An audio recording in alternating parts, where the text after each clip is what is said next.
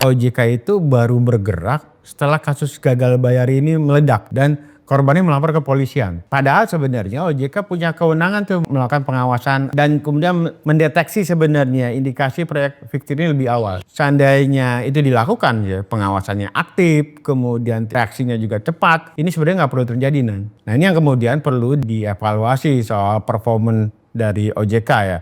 Di luar konteksnya barangkali juga karena mantan petinggi DSI yang mantan OJK sangat paham nih soal tanda kutip titik-titik lemah OJK seperti apa. Karena kegagalan sistem audit OJK untuk memverifikasi keabsahan borrower ini membuat menjamurnya proyek-proyek fiktif yang terjadi di PT DSI ya hingga 90% dari total portofolio. Bagaimana mungkin misalnya PT DSI bisa lolos dari audit keuangan berkala secara bertahun-tahun. Nampaknya OJK terlambat dan kemudian fungsi pengawasan tidak optimal.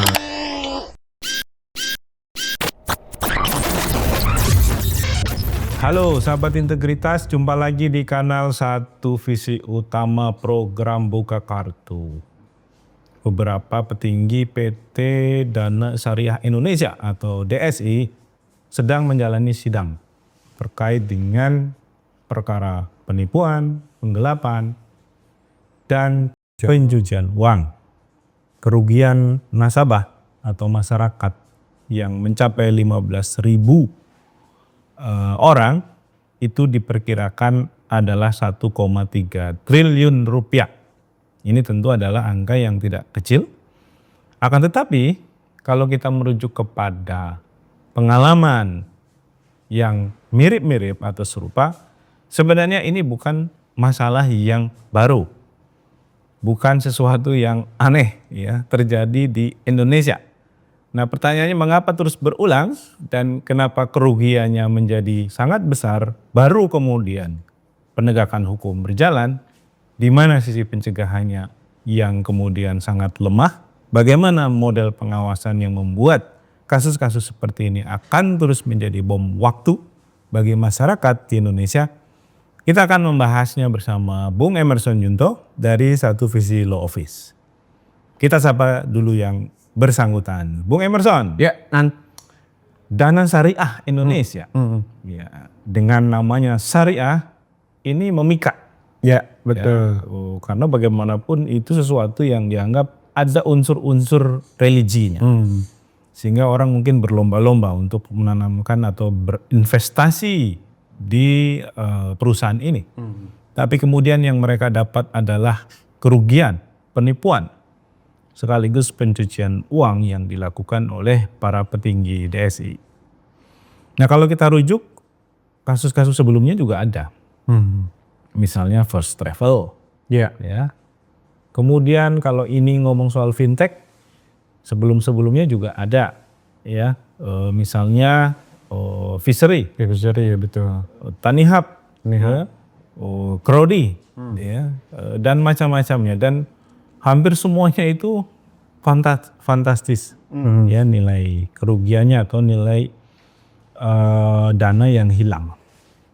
Nah apa sih yang kita bisa belajar dari kasus-kasus seperti ini sehingga tidak berulang-ulang gitu? Karena akhirnya yang rugi adalah masyarakat.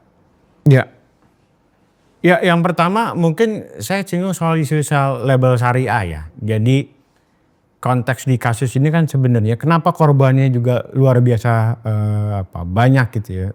Sudah pasti karena syariah mayoritas pastinya muslim.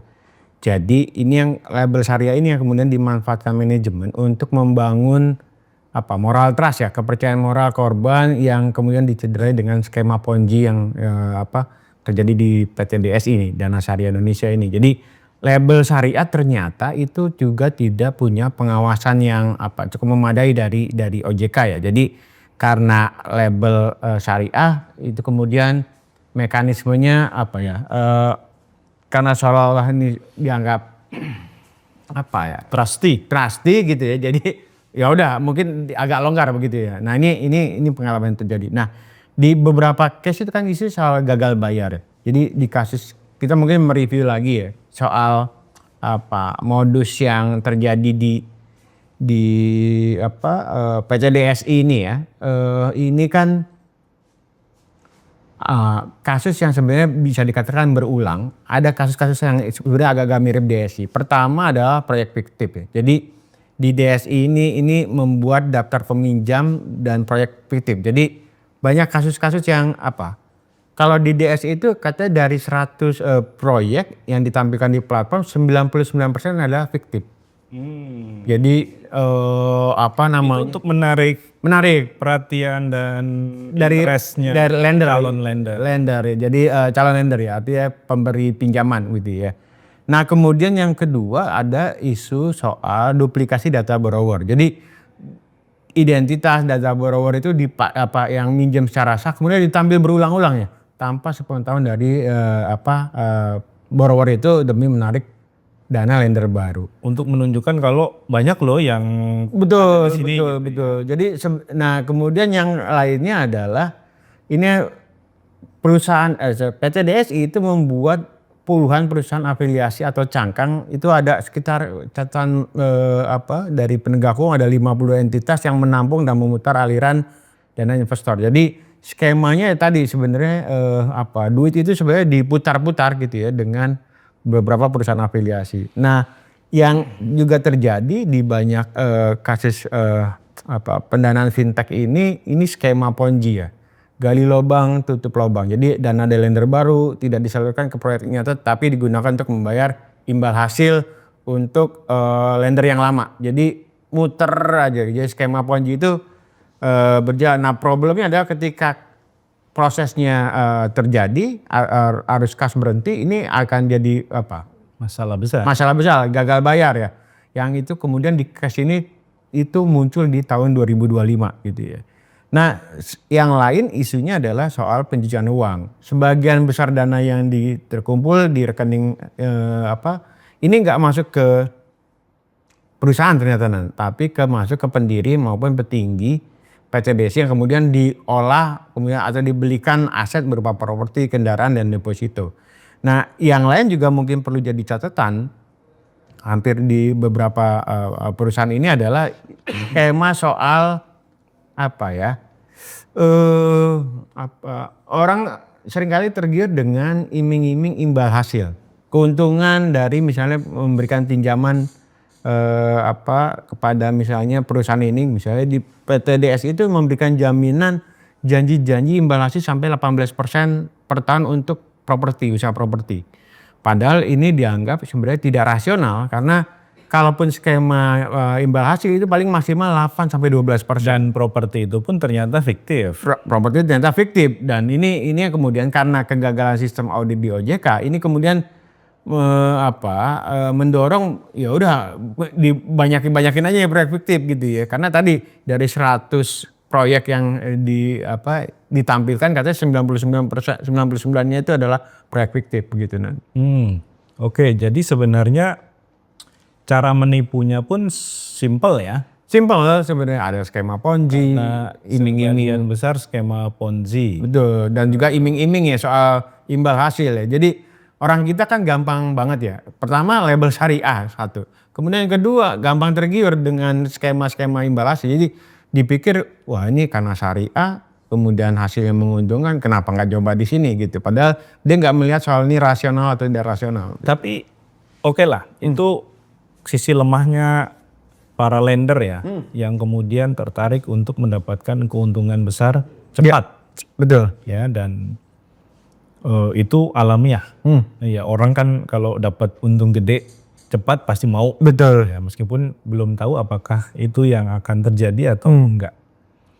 Kita akan ngobrolin juga soal ini. Tapi yang juga penting, kenapa red flag-nya nggak muncul dari sistem pengawasan? Karena bagaimanapun itu hal yang tidak lazim dalam bisnis investasi gitu ya.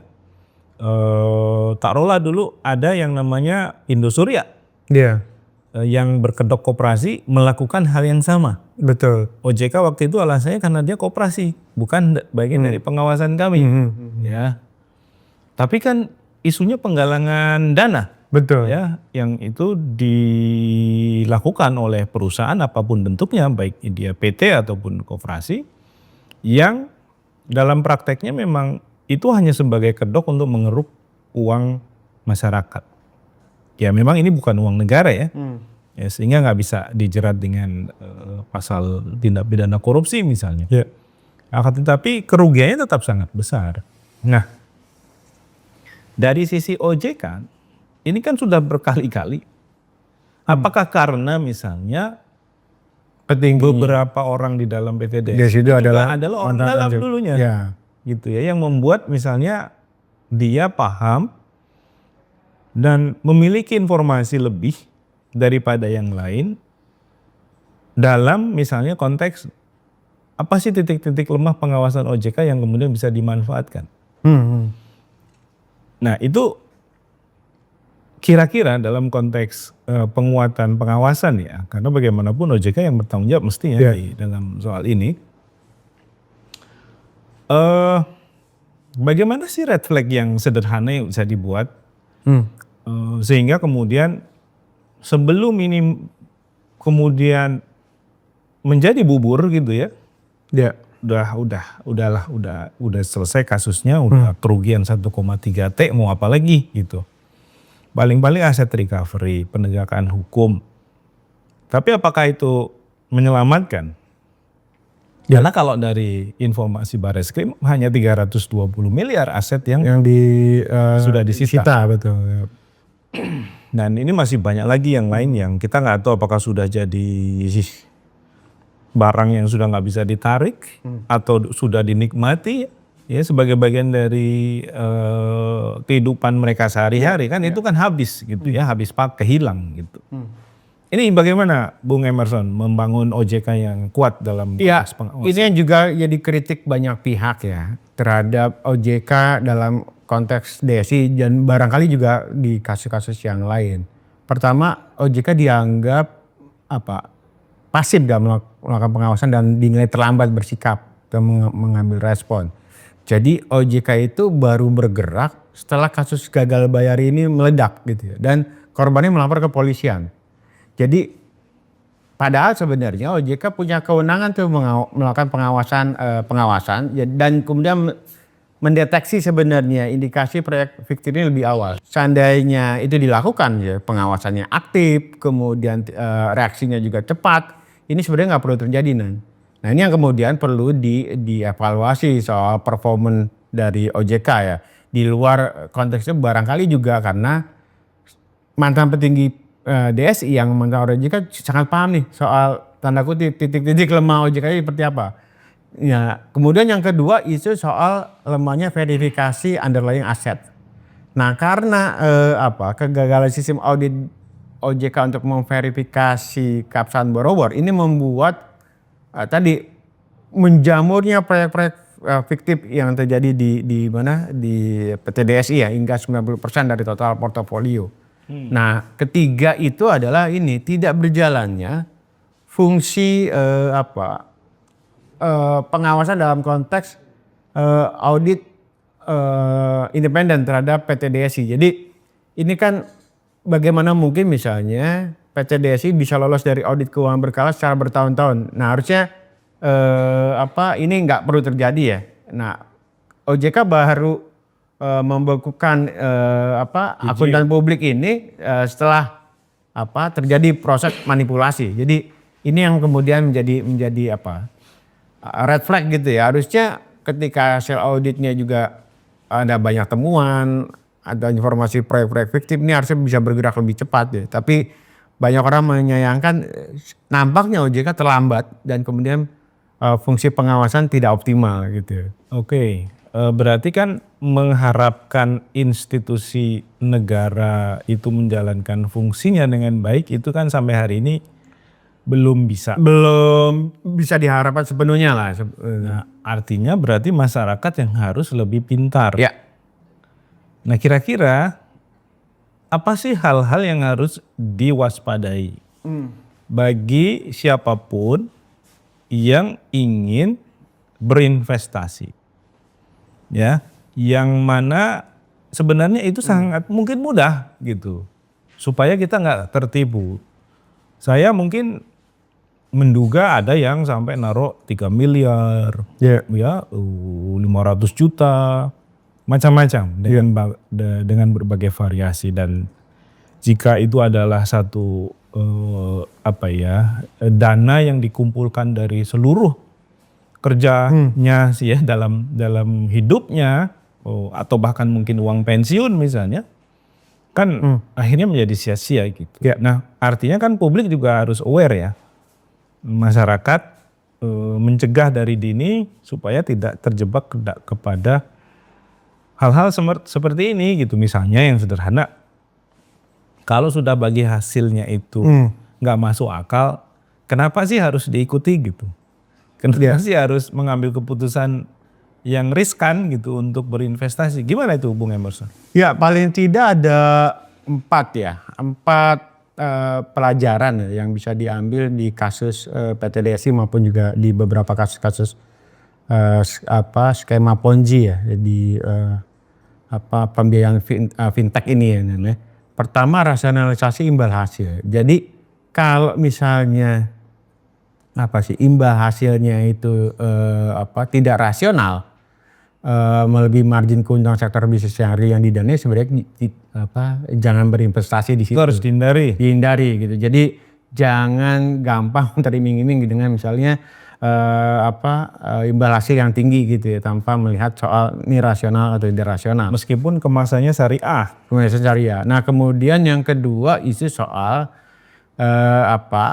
transparansi dari proyek gitu ya kan, jangan mendasarkan menempatkan dana itu hanya berdasarkan klaim dari aplikasi tanpa dipelajari lagi detail, Harus diverifikasinya. Jadi jangan sekedar lihat di platformnya atau di websitenya, tapi juga cek ini benar apa enggak Secara fisik, karena banyak case yang ternyata katanya namanya dicatut gitu ya, bahwa saya nggak pernah ada kerjasama kok dengan misalnya PTDSI dan sebagainya. Di beberapa kasus yang kemudian terungkap di Depok atau di beberapa perumahan-perumahan lain bilang nama saya dicatut, jadi tidak benar tuh kalau PTDSI bekerja sama dengan, misalnya saya pengembang properti gitu ya, sebenarnya betul. nggak ada urusan sama PTDSI, tapi nama perusahaan saya yang lagi membangun itu diambil untuk menarik para calon lender ya, cara pemberi dana. Berarti aplikasi itu hanya sebagai bagian dari informasi awal. Ya. Dia butuh di check and recheck.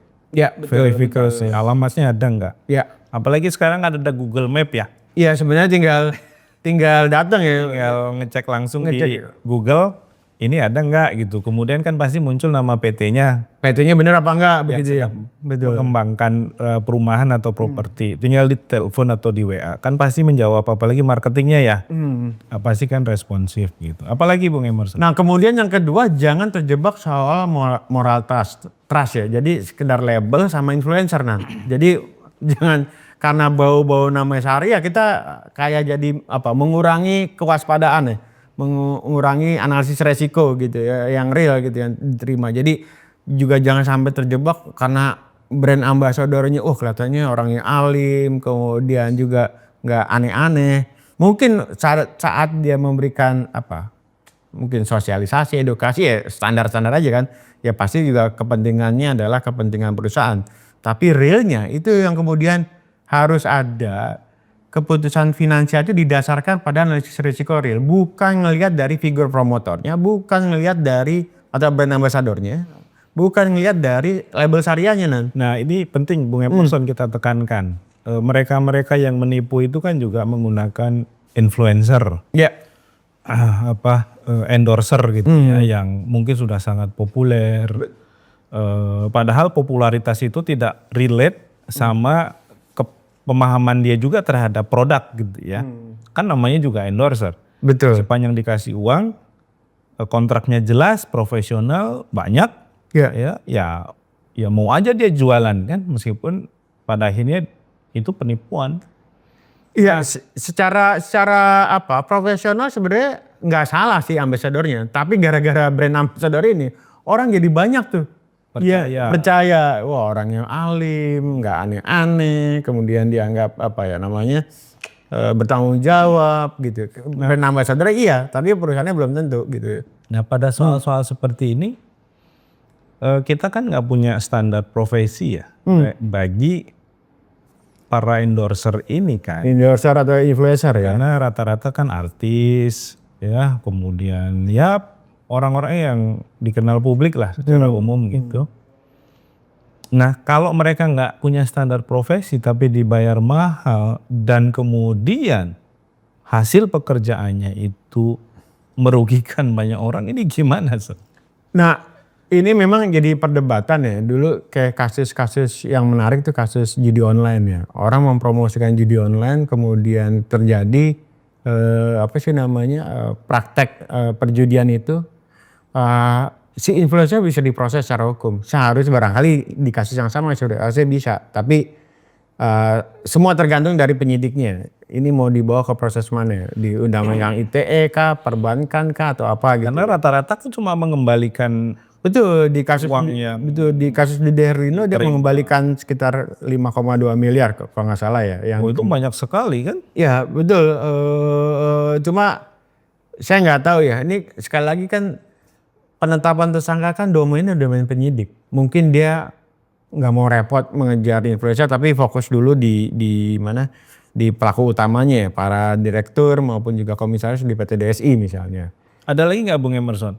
Ya, Rambu-rambu untuk masyarakat. Nah, kalau rambu yang lain adalah bijak terhadap status berizin OJK.